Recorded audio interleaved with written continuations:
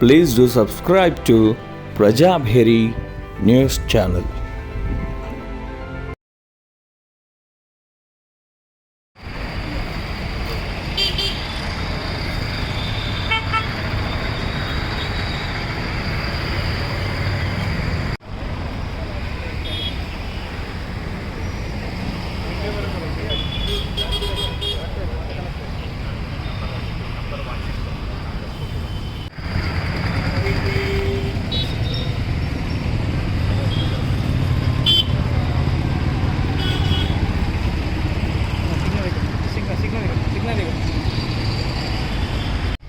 నమో బుద్ధాయ.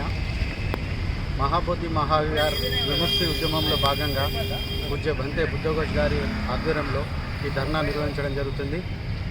అయితే బీహార్ ప్రభుత్వం 1949లో Bihar temple management act అని నిర్వహించి ఆ కమిటీలో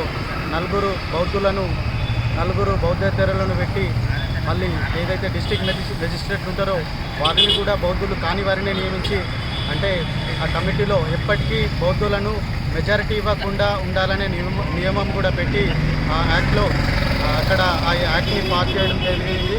అయితే ఆ యాక్ట్ వల్ల అక్కడ బుద్ధిస్టులు ఎప్పటికీ మెజారిటీలో రాకపోవడం వల్ల అక్కడ బుద్ధగయాలో అన్సైంటిఫిక్, అంటే బుద్ధుడు చెప్పిన సైంటిఫిక్ రీతిలో కాకుండా వేరే విధంగా కూడా అక్కడ కొన్ని కార్యక్రమాలు నిర్వహిస్తున్నారు. అయితే బౌద్ధులు దాన్ని వ్యతిరేకిస్తే ఆడ బౌద్ధిస్ట్ ఆ కమిటీలో మెజారిటీ లేకపోవడం వల్ల వాళ్ళ యొక్క నిర్ణయాలన్నీ వేస్ట్ అవుతున్నాయి. అయితే ఈ 1949లో ఏదైతే యాక్ట్ అమలైందో, అయితే ఆ యాక్ట్ తర్వాత రాజ్యాంగం యాక్ట్ అమలైన తర్వాత ఆ పాత యాక్ట్స్ అనేటాన్ని రద్దు కావాలి. కానీ బీహార్ ప్రభుత్వం ఇప్పటికీ అదే యాక్ట్ని కొనసాగిస్తుంది. అంటే ఎంత బాధాకరమైన విషయం.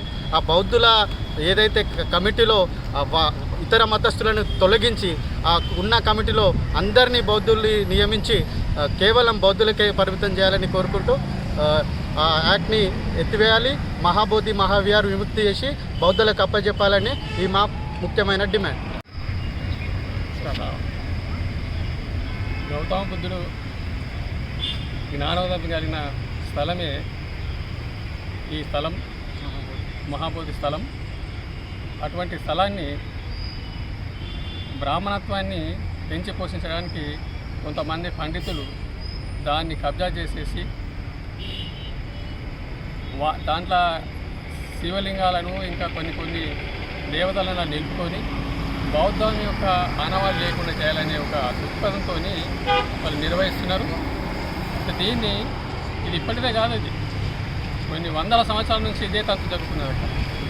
అయితే ఈ అక్కడ ఉన్న మాంగ్స్ దాన్ని ప్రతిఘటించడంలో ఏమైందంటే 1949లో ఒక యాక్ట్ తయారు చేసింది కేంద్ర ప్రభుత్వం.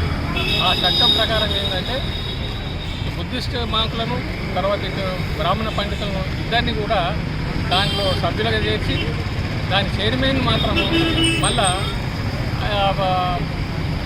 ఆ పండిత వర్గానికి వాళ్ళని దానికి అప్పచెప్పడం జరిగింది. దాంతో ఏమవుతున్నదంటే బౌద్ధం యొక్క ఉనికి దెబ్బతింటున్నది. అక్కడ దీన్ని రద్దు చేయాలని చెప్పి యాక్ట్ రద్దు చేయాలని చెప్పేసి అప్పటి నుంచి కూడా బుద్ధిస్టులు బుద్ధ ఉపాసకులు ఎప్పటి నుంచో కోరుతున్నారు. అది ఈ మధ్యలో కొంత తీవ్రత చేరుతున్నది.